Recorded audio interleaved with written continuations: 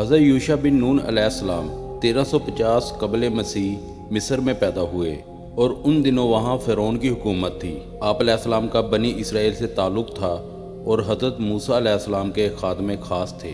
چنانچہ ان کی حیات طیبہ کے واقعات میں آپ کا کثرت سے تذکرہ ملتا ہے۔ روایات کے مطابق آپ حضرت یوسف علیہ السلام کے پڑپوتے تھے۔ مورخین نے آپ علیہ السلام کا نسب نامہ یوں بیان فرمایا ہے: یوشع بن نون بن فراہیم بن یوسف بن یعقوب بن اسحاق بن ابراہیم۔ اللہ تعالیٰ نے قرآن کریم میں آپ علیہ السلام کا بطور نبی تو ذکر نہیں فرمایا اور نہ ہی کہیں آپ کا نام آیا ہے۔ سورہ کہف میں 2 جگہ حضرت موسیٰ علیہ السلام کے ایک نوجوان رفیق خاص کا ذکر ہے، اور حضرت ابی بن کعب سے روایت ہے کہ نبی کریم صلی اللہ علیہ وآلہ وسلم نے فرمایا وہ یوشع بن نون ہی تھے۔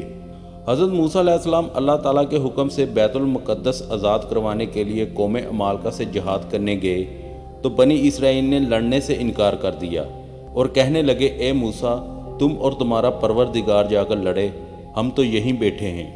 اللہ تعالیٰ نے اس سرکشی پر انہیں صحرائے طیہ میں قید کر دیا، جہاں وہ 40 سال تک بھٹکتے رہے۔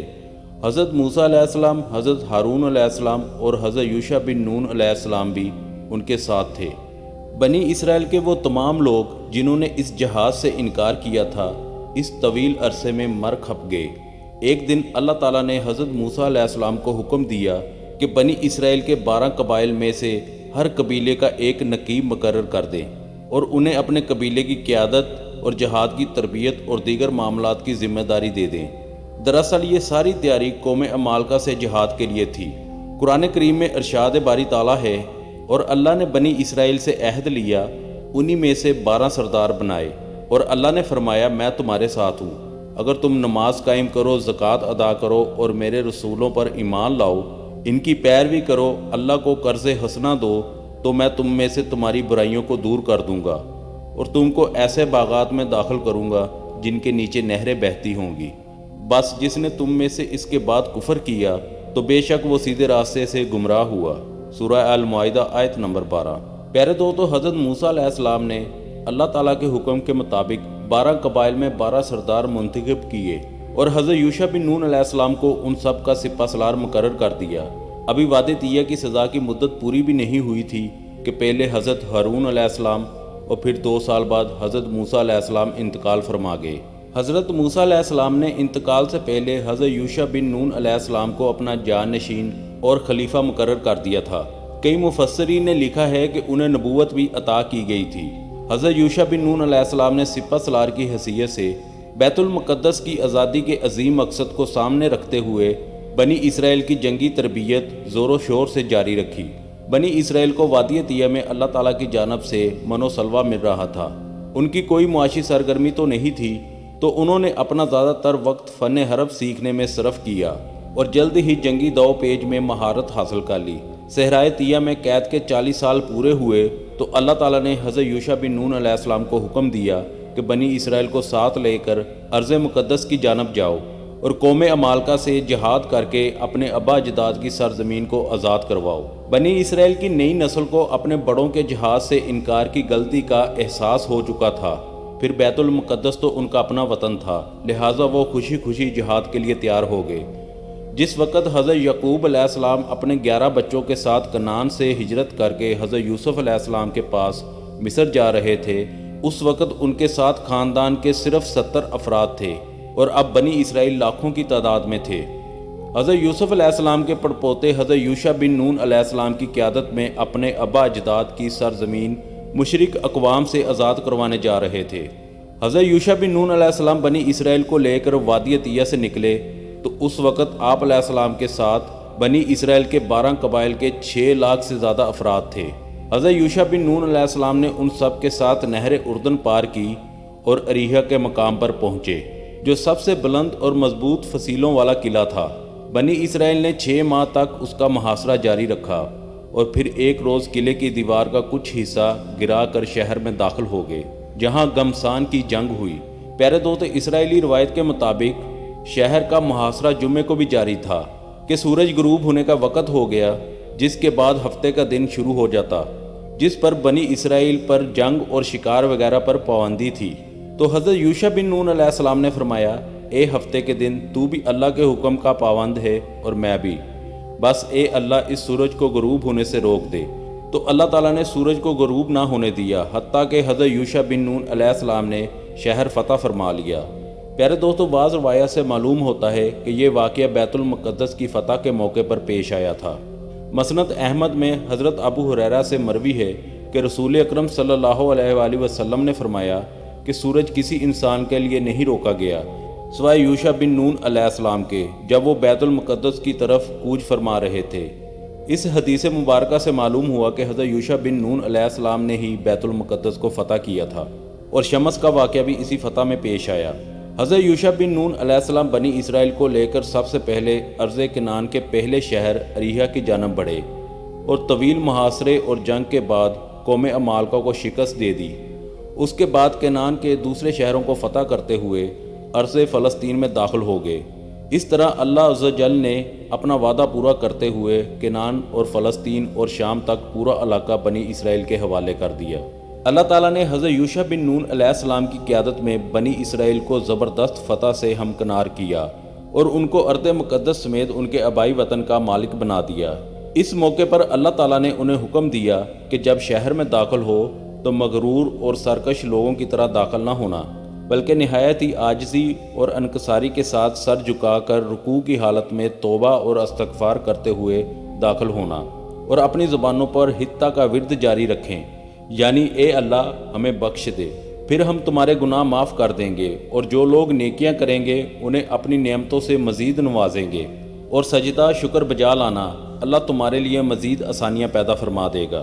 سورہ بقرہ میں اللہ سبحانہ تعالیٰ فرماتا ہے، اور جب ہم نے کہا کہ اس بستی میں داخل ہو جاؤ اور اس میں جہاں چاہو خوب کھاؤ پیو، اور دروازے میں سجدہ کرتے ہوئے داخل ہونا، اور حتہ یعنی اے اللہ ہمیں معاف کر دے کہتے ہوئے جانا، تو ہم تمہارے گناہ معاف کر دیں گے اور نیکی کرنے والوں کو اور زیادہ دیں گے۔ سورہ بقرہ آیت نمبر 58۔ اور سورہ اعراف میں ارشاد ہے، اور جب ان سے کہا گیا کہ اس شہر میں سکونت اختیار کر لو اور اس میں جہاں سے جی چاہے کھانا پینا، اور جب شہر میں داخل ہو تو حتہ کہنا، اور دروازے میں داخل ہونا تو سجدہ کرنا، ہم تمہارے گناہ معاف کر دیں گے اور نیکی کرنے والوں کو اور زیادہ دیں گے۔ سورہ اعراف آیت نمبر 161۔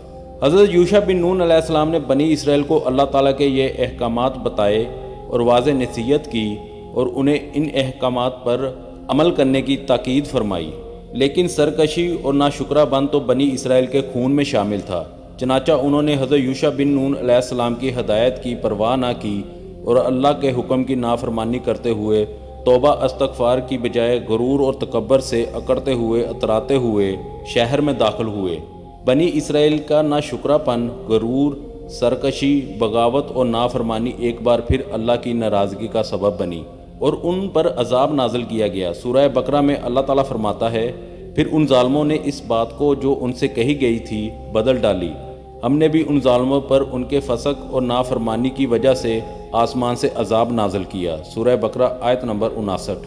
سورہ اعراف میں ارشاد باری تعالیٰ ہے، مگر جو ان میں ظالم تھے انہوں نے اس لفظ کو جس کا ان کو حکم دیا گیا تھا بدل کر اس کی جگہ اور لفظ کہنا شروع کیا، تو ہم نے ان پر آسمان سے عذاب بھیجا اس لیے کہ یہ ظلم کرتے تھے۔ سورہ اعراف آیت نمبر 162۔ حضرت ابو ہریرہ سے مروی ہے کہ رسول اکرم صلی اللہ علیہ وآلہ وسلم نے فرمایا، بنی اسرائیل کو یہ حکم دیا گیا تھا کہ شہر میں نہایت ہی عاجزی سے داخل ہونا اور اپنی زبان سے حتہ حتہ کہتے جاؤ، یعنی استغفار کرتے رہو، لیکن انہوں نے یہ کیا کہ زمین پر پیٹ کے بل داخل ہوئے اور حتہ کو چھوڑ کر ہفتہ فی شارہ کہنا شروع کر دیا، یعنی دانہ بالی کے اندر۔ صحیح بخاری۔ پیارے دوستو، انہوں نے اللہ تعالیٰ سے توبہ اور معافی کی بجائے گندم اور جو کی فرمائش کر دی۔ اس سے ان کی سرتابی اور سرکشی اور احکام الہی سے تمسخر اور استہزاء کا اندازہ کیا جا سکتا ہے۔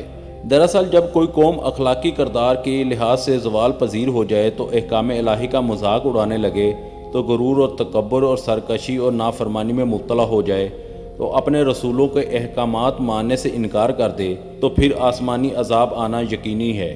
بنی اسرائیل پر جو عذاب نازل ہوا وہ طاعون کی شکل میں تھا، جس میں 70,000 لوگ مارے گئے۔ نبی کریم صلی اللہ علیہ وآلہ وسلم نے فرمایا کہ طاعون اس رجس عذاب کا حصہ ہے جو تم سے پہلے بعض لوگوں پر نازل ہوا۔ تمہاری موجودگی میں کسی جگہ طاعون پھیل جائے تو وہاں سے مت نکلو، اگر کسی علاقے کی بابت تمہیں معلوم ہو کہ وہاں طاعون ہے تو وہاں مت جاؤ۔ صحیح بخاری۔ پیارے دوستو، ان میں سے ایک جماعت جو حضرت یوشع بن نون علیہ السلام کی ہدایت پر عمل کرتی رہی وہ طاعون سے محفوظ رہی۔ مورخین نے تورات کے حوالے سے لکھا ہے کہ جب بنی اسرائیل حضرت یوشع بن نون علیہ السلام کی قیادت میں وادی طیہ سے اپنے ابا اجداد کی سرزمین کو مشرکین سے آزاد کروانے کے لیے نکلے تو ان کے ساتھ ایک مقدس صندوق بھی تھا جس میں حضرت موسیٰ علیہ السلام کا پیرہن، عصا مبارک، حضرت ہارون علیہ السلام کے کپڑے اور دیگر انبیاء کرام کے تبرکات اور تورات کا اصل نسخہ اور دیگر مقدس اشیاء تھی۔ نیز ان میں من کا مرتبان بھی تھا، کیونکہ اللہ تعالیٰ نے انہیں حکم دیا تھا کہ من کو اپنی آئندہ کی نسلوں کے لیے محفوظ کر لو تاکہ وہ دیکھ سکیں کہ بنی اسرائیل کو کیسے کیسے انعام اور اکرام سے نوازا گیا تھا۔ پیارے دوستو، حضرت یوشع بن نون علیہ السلام کو اللہ تعالیٰ نے عظیم کامیابیوں سے ہمکنار فرمایا۔ بنی اسرائیل کا ارض مقدس پر قبضہ مستحکم ہو گیا اور اس میں امن اور اطمینان سے رہنے لگے۔ تو اللہ تعالیٰ نے حضرت یوشع بن نون علیہ السلام کو اپنے پاس بلا لیا۔ اس وقت ان کی عمر 127 سال تھی۔ آپ حضرت موسیٰ علیہ السلام کے پاس 23 سال حیات رہے۔ آپ کا انتقال ارض کنعان میں ہوا اور آپ کے اپنے ہی آباء و اجداد کے قبور مبارکہ کے پاس تدفین ہوئی۔